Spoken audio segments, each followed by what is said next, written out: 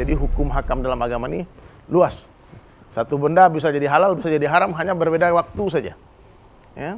Baca Al-Quran, jelas perintah Allah, pahalanya besar. Tapi kalau dibaca di dalam WC, haram. Dibaca ketika khatib lagi khutbah, nggak boleh, dilarang. Karena perintah Allah, dengarkan, bukan baca. Paham ya? Jadi setiap perintah ada waktunya, setiap waktu ada perintahnya. Mesti difahami ini. Ya, jadi sahabat sekalian, saling menghormati, jangan hanya gara-gara beda masalah pendapat ini, satu mengatakan musik haram, ini katakan musik boleh, kemudian dia berantem. Ini masalah furu'iyah. Nggak ada masalah ya. Pokoknya usul saya bagi teman-teman yang berpendapat musik haram, tutup telinga kalau masuk mall, tutup telinga kalau naik bis kota atau kemana-mana, karena di sana banyak alat musik. Begitu juga kalau handphone jangan ada ringtone dan sebagainya, karena itu pun alat musik. Masalah hukum halal dan haram ini haknya Allah. Tidak ada yang punya hak berbicara halal dan haram selain Allah, kemudian Rasulnya. Jelas ya? Hak murni Allah Subhanahu wa ta'ala. Nabi kita sendiri hanya menyampaikan apa yang Allah telah perintahkan kepada beliau. Baligh ma unzila ilaik. Maka tentang halal dan haram adalah haknya Allah. Dan kita harus siap meyakini halal sesuatu yang Allah halalkan.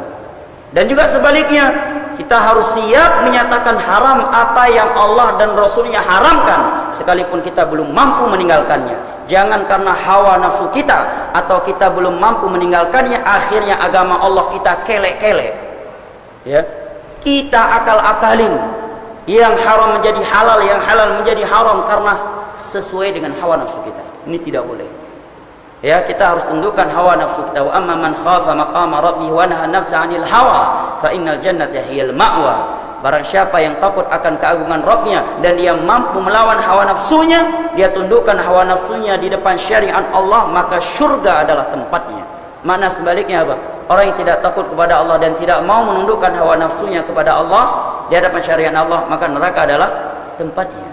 Dan Allah berfirman dalam surat Al-Ahzab, "Wa ma kana lil mu'minin wa la mu'minatin idza qada Allah wa rasuluhu amran ay yakuna lahumul khiyaratu min amrihim wa may ya'sillaha wa rasulahu faqad dhalla dhalalan mubina." Dan sungguh tidak pantas bagi seorang mukmin dan mukminah jika Allah dan Rasulnya telah menetapkan suatu ketetapan, dia memiliki pilihan lain selain ketetapan Allah dan Rasulnya. Dan barang siapa yang bermaksiat kepada Allah dan Rasulnya, maka sungguh dia telah sesat dengan kesesatan yang nyata.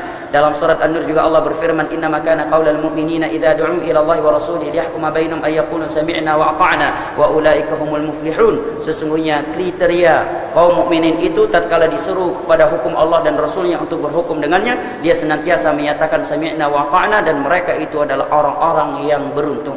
Dan telah sepakat para sahabat Nabi, para tabi'in, tabi'ut tabi'in, dan 4 mazhab tentang haramnya musik. Tentang haramnya musik. Ya. Yang menghalalkannya nanti di hari kiamat berhadapan dengan Allah dan Rasulnya. Apa dalilnya? Banyak. Di antara firman Allah dalam surah Luqman, "Wa minan nasi may yashtari lahwal hadits liyudhilla bihi liyudhillan nas liyudhilla an sabilillah." Di antara manusia ada yang perjualbelikan lahwal hadis untuk menyesatkan manusia dari jalan Allah. Dan sahabat Abdullah bin Mas'ud bersumpah dengan ayat ini bahwa dimaksud dengan lahwal hadis di sini adalah musik. Musik dan nyanyian-nyanyiannya. Dan juga hadis Nabi dalam Sunan Abu Dawud. Nabi menyatakan, "La yakunanna fi ummati aqwamun yastahilluna al-hirra wal harira wal ma'azif." Sesungguhnya akan ada di akhir zaman nanti dari umatku yang membolehkan prostitusi. Jangankan prostitusi, LGBT aja ada yang membolehkan. Ya kan? Kalau non muslim yang membela kita nggak heran. Ini mengatasnamakan Islam. Padahal hukuman LGBT kaum Lut menurut sahabat Ali bin Abi Thalib, bahkan sebagian sahabat yang lain dibakar hidup-hidup menurut para sahabat. Itu hukum homoseks dalam Islam. Ya, paling rendah ucapannya kata sahabat Ali bin Abi Thalib, cari gedung yang paling tinggi di negara itu, naikkan dia hidup-hidup, lemparkan kepalanya ke bawah. Ya. Sebagian ulama ada yang menyatakan duburnya harus dimasukkan besi yang panas. Bukan masalah kecil, masalah homoseks.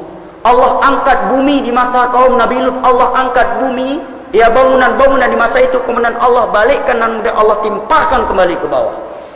Allah naikkan sampai ke angkasa bumi yang mereka tinggal. Rumah-rumah yang mereka tinggal, kemudian Allah timpakan ke bawah dalam keadaan terbalik.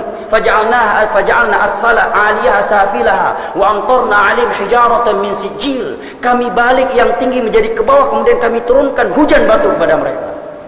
Maka orang-orang yang membela LGBT, mereka ingin meminta hujan batu dari Allah turun di Indonesia. Dan mereka meminta Allah untuk membalikkan tanah Indonesia, Allah angkat ke langit, kemudian Allah jatuhkan ke dalam bumi. Ini hakikatnya. Siapapun dia, Allah yang Rabbul Alamin mampu melakukan segala sesuatu.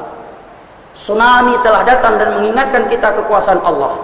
Mana deping-deping yang mendekengi tempat-tempat maksiat di masa itu di pinggir laut. Tengkoraknya tidak diketahui sekarang di mana. Allah lenyapkan ribuan nyawa tidak dalam sekejap waktu. Jangan memanggil azab Allah Jalla wa'ala. Dan jangan bermain-main dengan hukum Allah Jalla wa'ala. Maka Nabi menyatakan di akhir zaman nanti akan ada sebagian kaum yang menghalalkan prostitusi dan kain sutra. Dan yang terakhir itu syahidnya yang menghalalkan musik. Jadi kalau ada ustaz yang menghalalkan musik, betul, karena Nabi memang telah memberitakan, dan itu adalah orang salah satunya.